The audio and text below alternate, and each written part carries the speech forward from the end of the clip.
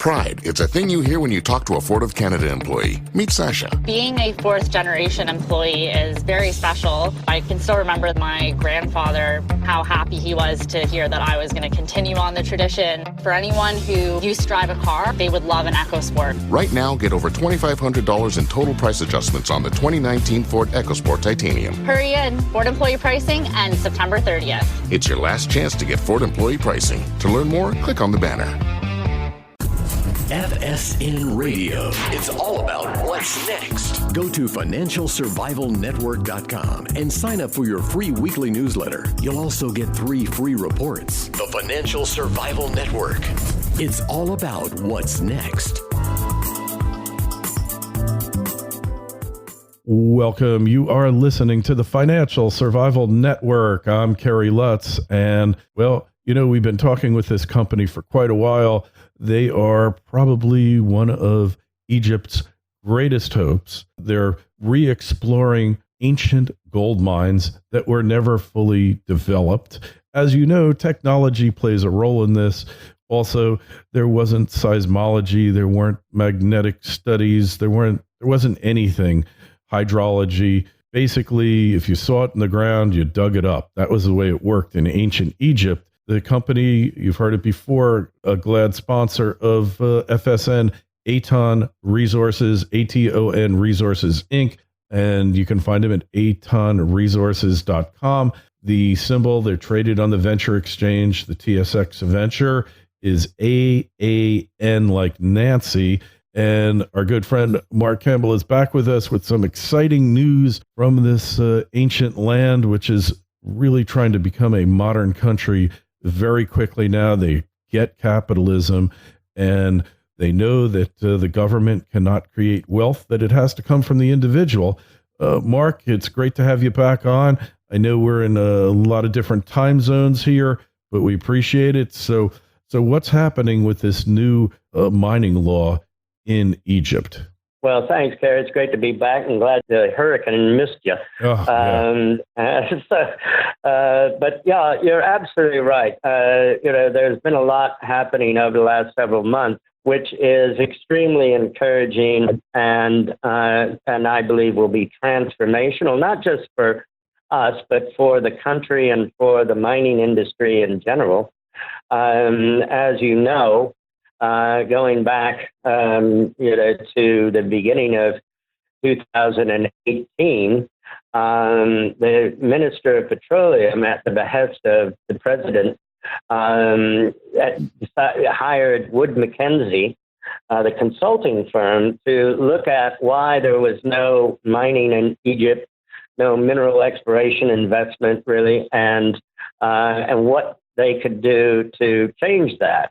The president realized that mining was an untapped resource, that the mineral wealth of Egypt extended beyond just oil and natural gas, and that the hard rock wealth had not been developed.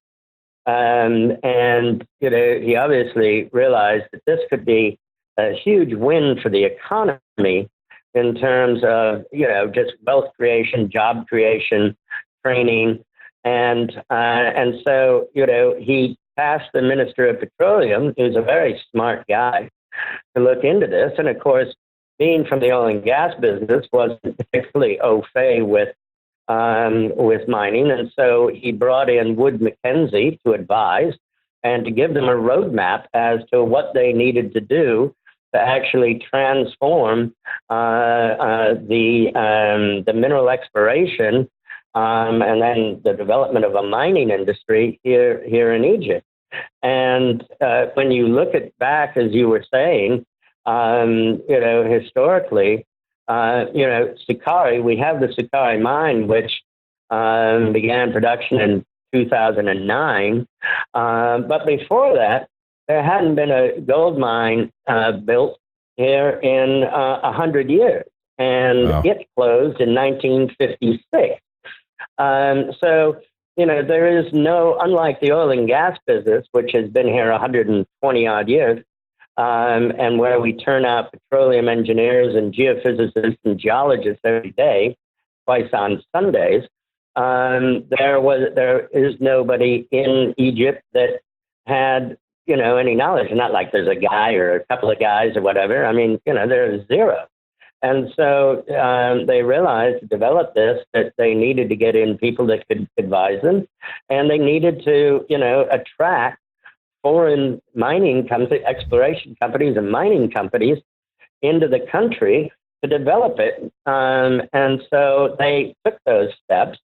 The parliament passed some minor changes to the law, but the real nuts and bolts of it will fall into what they call the executive regulations. And the executive regulations are what which actually will dictate new terms and concessions that are going to be implemented.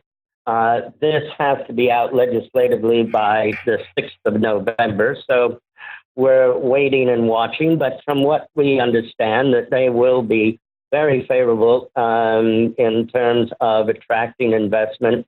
Two things that they have done. One is that they have scrapped the production sharing agreement, which is an oil and gas type framework, and we'll look at a tax, rent, and royalty structure, which is more common, around the world for the mining and mineral exploration business.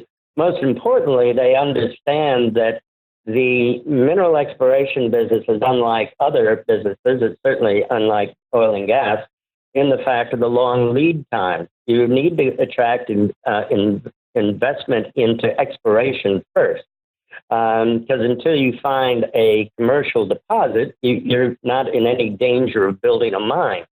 And that can take, between 10 to 15 years. Centamin began exploring at Sakari in 1994, and they poured their first gold in 2009.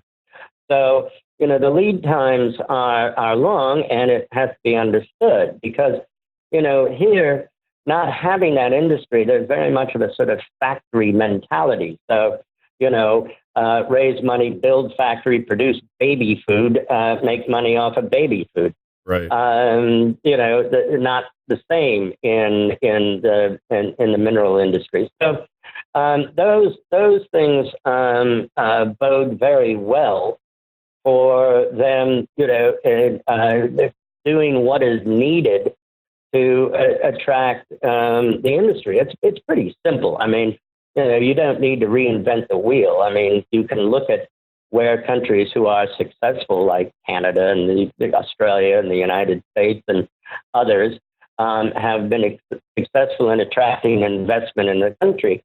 And as long as you balance that between what industry wants and what is beneficial to the government, and you have a balance there that works for both parties, then you will have a successful industry. And, I think that the government, as you've seen across the board, has a very pro-business and a pro-foreign investment strategy going forward. So this all falls within that. And I think that it not only bodes well for the country, but also the industry and, of course, ourselves. Yeah, well, when you look at it, it's Egypt joining the modern world, if you will, becoming a part of what needs to be done here to raise the standard of living and really get people's lives, really improve their lives. And a lot of these things that, you just, it's amazing to think it's an ancient country, but it needs to modernize before it can really get to the point, a modern country. It has so long to go.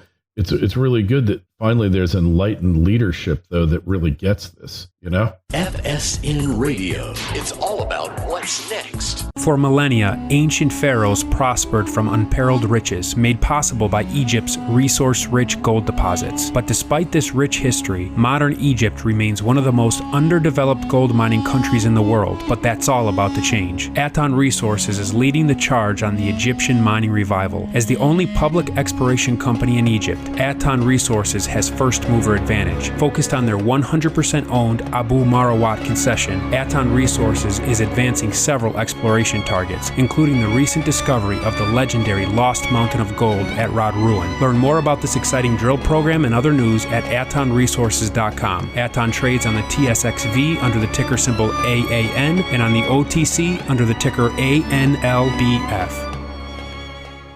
The Financial Survival Network. It's all about what's next. Yes, I think that's right. And, it's, you just take it, it creates jobs, not just the jobs that are directly related to the mine, but those that are auxiliary to the mine and in the surrounding area. And so, and these are non-exportable jobs. Egypt has a fast-growing young population, and the creation of jobs is vital to its future. And not only that, but understanding that you have these resources in the ground that are untapped, and that they can provide wealth to the country just like oil and gas have, and not to develop them is pointless. So I think that they do get it. They have actually brought in people that understand. They have canvassed the industry to ask their views on how they see the requirements that industry wants to see, and I think they're taking all of that into account. And I think by November the 6th, when these executive regulations come out, I think that everybody will be pretty happy with them. They also, it appears, are scrapping the bid round. In other words, like the oil and gas industry.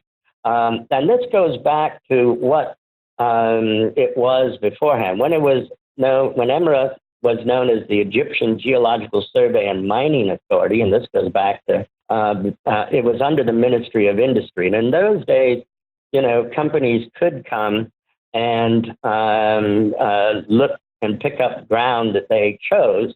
It was only when the Ministry of Petroleum took charge that they made it much more oily in terms of how it works, and thus this idea of creating these areas that had some historical either workings or data that they would create these large exploration concessions that they expected people to come and bid on, and it never really ever worked like that.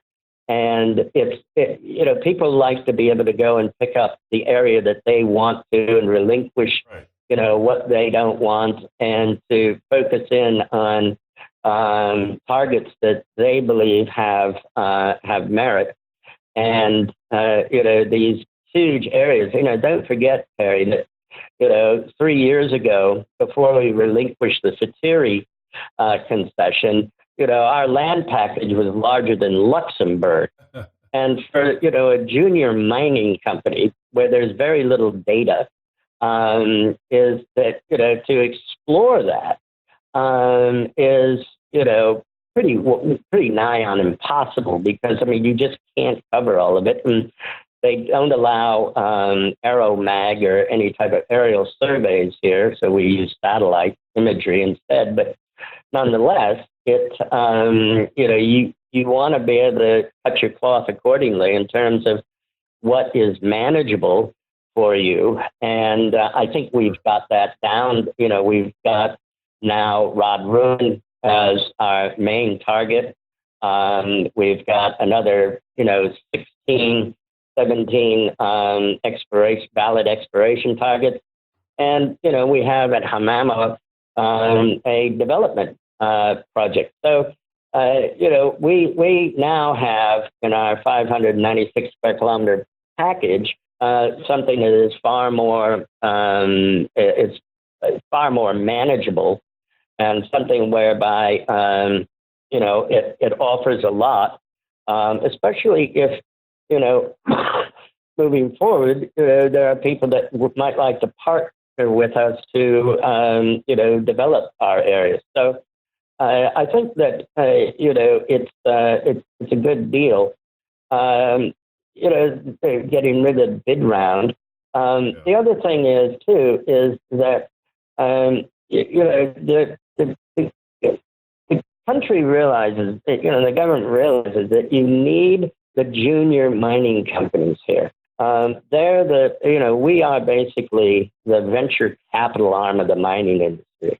And so, they have to also understand, and I think they do, the nature of the financing world that we live in. We're not ExxonMobil, we're not Rios.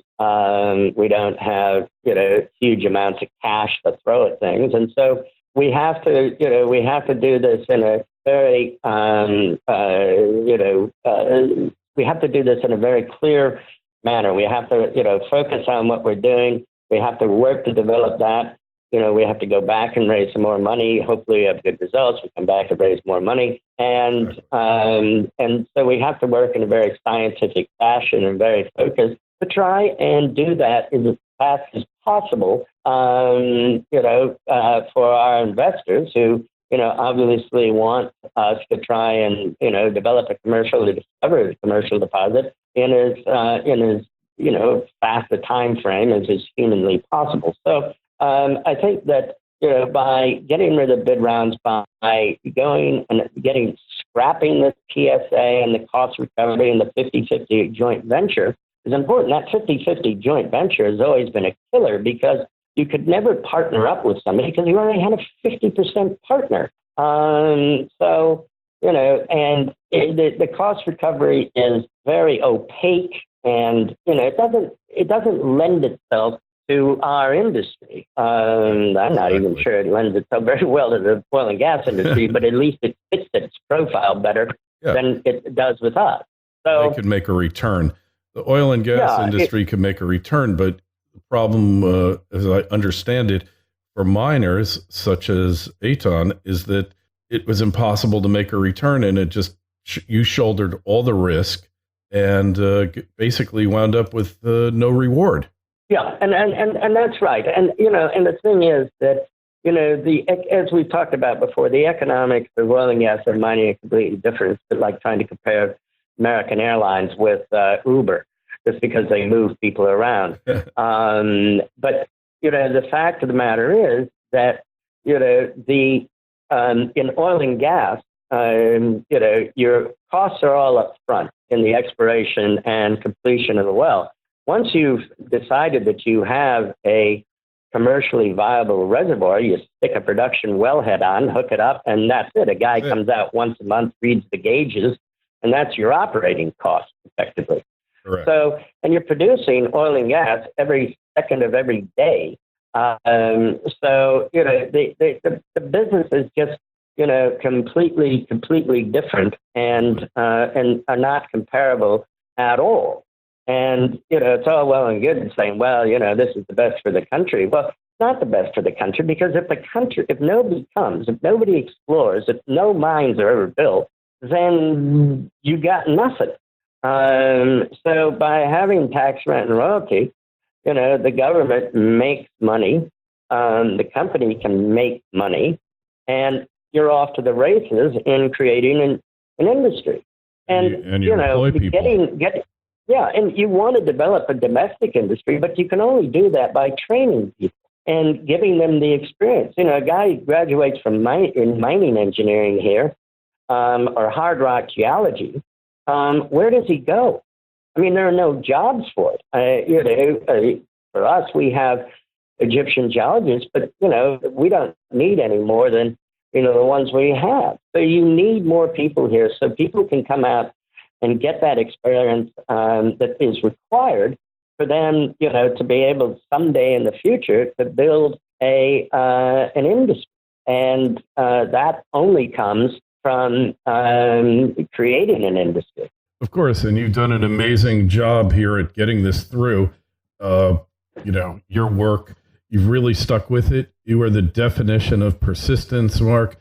And once you actually get going here, I have no doubt that you're going to succeed at. Well, it's either persistence or masochism, but yeah. A little bit of both. Persistence is moving forward, moving ahead with your project, with your goal, towards your goal, with no guarantee of success.